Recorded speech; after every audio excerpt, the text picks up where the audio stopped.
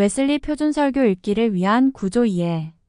표준설교 44편의 기본 구조 하늘 가는 길. 웨슬리 표준설교 44편은 다양한 내용을 포함하고 있지만 말하려고 하는 내용은 하나다. 즉 하늘 가는 길이다. 44편의 설교는 이 주제와 밀접한 연관을 갖고 있기 때문에 설교를 읽어 나갈 때 한시라도 이 주제에서 눈을 떼면 안 된다. 어떤 때는 하늘 가는 길의 전체를 말하기도 하고 어떤 때는 그 일부분에 집중하기도 한다는 점에서 다소 혼동을 일으킬 수 있지만 웨슬리의 하늘 가는 길 전체를 이해한다면 이 문제는 쉽게 해결될 수 있다. 그런 의미에서 웨슬리의 하늘 가는 길에 대한 전체적인 그림을 이해하는 것은 표준설교 44편을 이해하기 위해서 반드시 선행되어야 한다. 웨슬리는 하늘 가는 길을 찾기를 소원했고 마침내 성경을 통해 찾았다. 그의 하늘 가는 길은 다른 말로 성경적 구원의 길로 요약된다. 웨슬리는 자신이 성경을 통해 찾아낸 하늘 가는 길, 곧 성경적 구원의 길을 다른 이들과 더불어 나누길 원했다. 이를 위해 웨슬리가 활용한 것이 설교다. 이 중에서 웨슬리는 특별히 44편을 가려 뽑았다. 이것이 바로 오늘날 우리가 알고 있는 표준설교 44편이다. 그러므로 웨슬리의 표준설교 44편은 웨슬리의 하늘 가는 길을 고스란히 담고 있는 엑기스 중의 엑기스인 셈이다. 그렇다면 웨슬리가 표준설교 44편을 통해 제시하려는 하늘 가는 길, 곧 성경적 구원의 길은 무엇인가? 이것은 전통적으로 우리가 알고 있는 구원의 순서와 다르지 않다. 선행은총에서 회개로, 회개에서 칭의로, 칭의에서 거듭남으로, 거듭남에서 성화로, 성화에서 마침내 완전으로 이어지는 일련의 구원 과정 전체인 것이다. 그렇다면 웨슬리의 구원 순서는 특별할 것이 없지 않은가? 하는 질문을 제기할 수도 있다. 그러나 웨슬리가 구원의 순서를 말할 때 그가 관심을 둔 것은 구원의 순서를 구성하고 있는 각각의 요소들을 분리해내어 분석하는 신학적 작업이 아니다. 그는 오히려 이런 요소들이 어떻게 서로 역동적으로 관련지으며 구원을 이루어 가는가에 관심을 기울였다. 웨슬리에게 나타나는 이러한 구원의 역동적 전개는 바로 믿음의 성장과 밀접한 관련이 있다. 즉, 구원의 역동적 운동은 유기적 생명체처럼 나고 성장하며 성숙되어 가는 믿음을 통해 전개되는 믿음으로 구원을 얻는 과정인 것이다. 다시 말해 구원의 역동적 전개 중에 나타나는 순서들은 믿음의 역동성이 빚어내는 구원의 드라마적 지점들이라 할 수 있다. 이 말이 의미하는 바는 매우 단순하면서도 중요하다. 곧 웨슬리에게 있어서 구원의 순서는 믿음의 순서의 빛 아래서 이해되어야 한다는 것이다. 믿음의 순서. 웨슬리에 있어서 믿음은 하나의 고정된 실체, 교리화할 수 있는 신학적 개념이 아니라 생명력을 가지고 성장하는 하나의 유기체와 같다.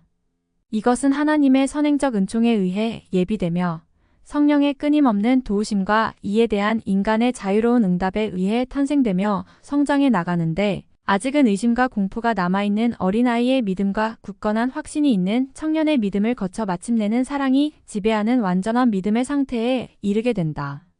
우리는 이 같은 믿음의 성장 과정에서 사랑의 계명의 완성이라는 완전을 지향해 나가는 하나의 일관된 순서를 목격하게 되는데 말하자면 어린아이의 상태, 청년의 믿음, 성년의 믿음, 완성이라는 믿음의 순서인 것이다. 이런 점에서 믿음의 순서로서의 믿음 이해는 그의 구원론의 뼈대를 이루는 구원 과정, 곧 구원의 순서의 근거가 된다고 말할 수 있다. 실제로 믿음은 구원의 전 과정에 근원적이고 핵심적인 역할을 수행한다. 즉 넓은 의미의 구원 과정, 회개와 칭의, 성화와 완전에 이르기까지의 과정이나 좁은 의미의 구원 과정, 칭의와 성화의 과정은 오직 믿음을 통해 가능하다. 그렇다면 믿음이 구원 과정에 어떻게 기능하는가? 믿음의 순서를 기초로 한 구원 과정 전개. 웨슬리에게 있어서 믿음은 보이지 않는 것들에 대한 신적 증거요 확신이다. 구원에 이르는 믿음, 참 믿음의 기준은 바로 이 믿음의 소유 유무다. 하나님은 이런 믿음을 가진 이들을 기꺼이 받으시며 또 실제로 받아들여진다. 그렇지만 웨슬리는 이 구원받을 믿음에도 두 가지의 중요한 단계가 있다고 주장한다. 종의 믿음 상태와 아들의 믿음 상태다. 종의 믿음 상태는 참된 믿음을 소유하고 하나님께 받아들여진 바 되었으나 아직 유아기적인 믿음 상태다.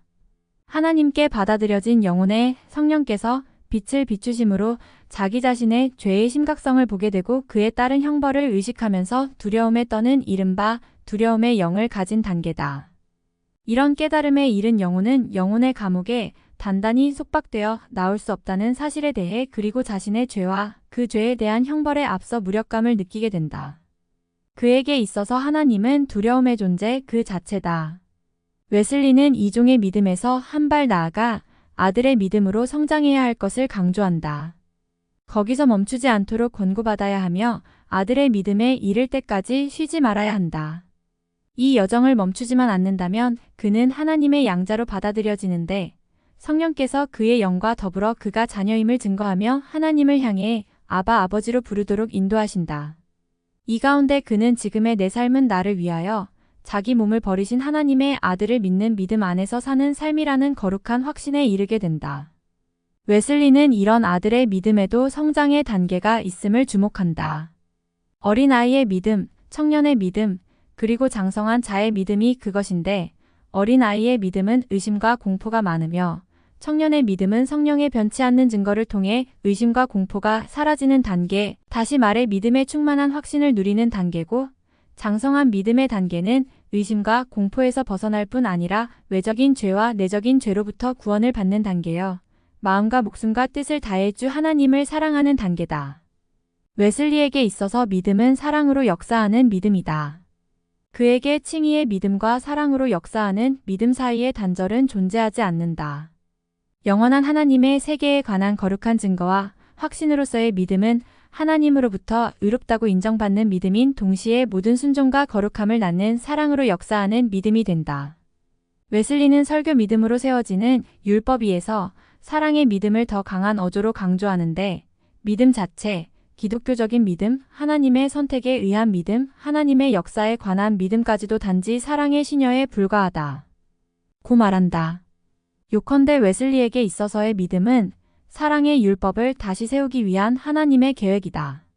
물론 그렇다고 웨슬리가 믿음을 과소평가하려는 의도는 아니다.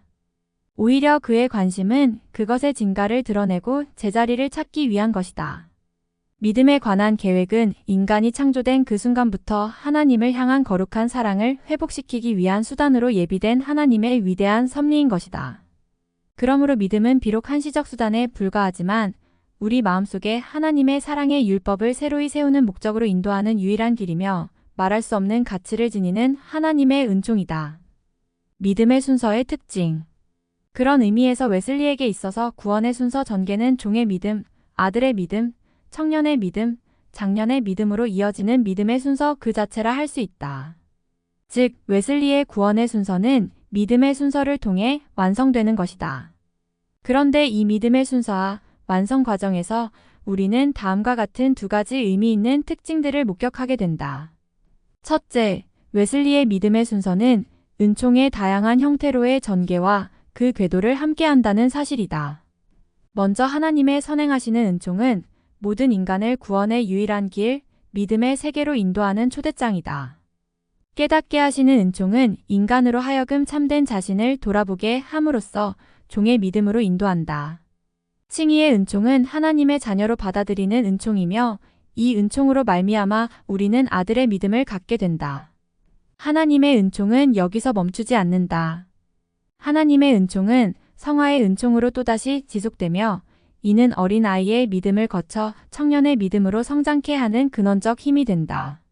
또한 하나님의 계속되는 은총은 완전케 하시는 은총으로 나타나고 아들의 믿음은 장성한 믿음에 이르게 된다. 그런데 여기서 우리가 유의할 것은 이러한 하나님의 은총들이 다양한 모습을 갖지만 그 본질은 다르지 않다는 사실이다. 웨슬리가 여러 종류의 은총들, 즉 선행 은총, 칭의의 은총, 성화의 은총 등을 언급하지만 이것은 은총이 다른 여러 형태로 존재한다는 의미가 아니다. 그것은 믿는 자들에게 하나님의 형상을 회복시키시려는 하나님의 단 하나의 은총의 여러 가지 다른 기능을 설명하기 위한 것이었다. 웨슬리의 믿음의 순서에서 나타나는 또 다른 주목할 만한 특징은 확장지향적이 아니라 축소지향적이라는 사실이다. 웨슬리는 믿음이 영광스럽고 명예로운 것이기는 하나, 그것은 영속적인 것이 아니고 사랑이 커지면 커질수록 서서히 소멸될 것이라 말한다. 사랑이 바로 하나님의 모든 계명의 목적이다. 그리고 하늘과 땅이 사라질지라도 사랑은 계속될 것이고 영원히 남을 것이다. 믿음은 사라져 버릴 것이다. 그것은 하나님의 영원한 비전 속에서 삼켜져 버릴 것이다. 그러나 그때에도 사랑은 남게 될 것이다. 구원은 성숙될수록 점점 충만함으로 나아가는 흥하는 과정이지만 믿음은 성숙될수록 자신을 상실해가는 쇠하는 과정이다. 즉 웨슬리의 구원의 순서와 달리 믿음의 순서는 자기 상실의 끊임없는 과정을 통해 완성되어가는 것이다. 믿음을 통해 하나님의 사랑이 영혼에 더 충만할수록 믿음의 기능이 줄어드는, 말하자면 나는 쇠하여야겠고의 세례 요한적 완성인 셈이다.